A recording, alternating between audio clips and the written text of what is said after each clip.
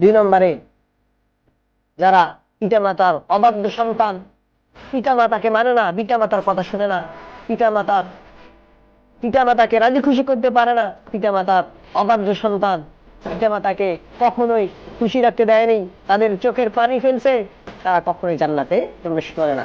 কি বলছে? আমি বলছি রাসূল সাল্লাল্লাহু আলাইহি সাল্লাম, আল্লাহর রাসূল, তিনি আমাদের রাসূল, তিনি সত্য, তিনি বলেছেন তারা কখনোই জান্নাতে প্রবেশ করবে না। এটার মধ্যে কোনো সন্দেহ থাকতে পারে না। তিনি বলেছেন যে তারা কখনোই জান্নাতের মধ্যে প্রবেশ করবে না। জান্নাতের দরজাটা তাদের জন্য বন্ধ থাকবে, জান্নাতের দরজাটা তাদের জন্য বন্ধ থাকবে। সেই দিন আফসোস করবে, কি করেছে আমি।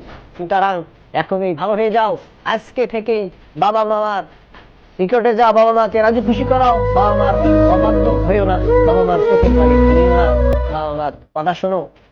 আল্লাহ রাসূল সাল্লাল্লাহু আলাইহি ওয়াসাল্লাম বলেছেন যে বাবা মা সন্তানের উপর সন্তুষ্ট, স্বয়ং আল্লাহ তাআলা তার উপর সন্তুষ্ট।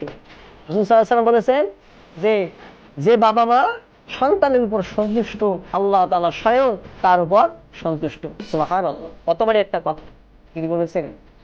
এই কথা বলেছে যারা বাবা মা, দেখবেন আজকে কত সমাজে অনেক লোক আছে, তাদের বড় বড় ডক্টর, মাস্টার, ইঞ্জিনিয়ার, তাদের মা বাবা আজকে কোথায় আছে? বৃদ্ধাশ্রমে আছে। কিন্তু দেখবেন আলেম ওলামার বাবা মা কোনোদিন বৃদ্ধাশ্রমে যায় না, তার বৃদ্ধাশ্রমে থাকে না।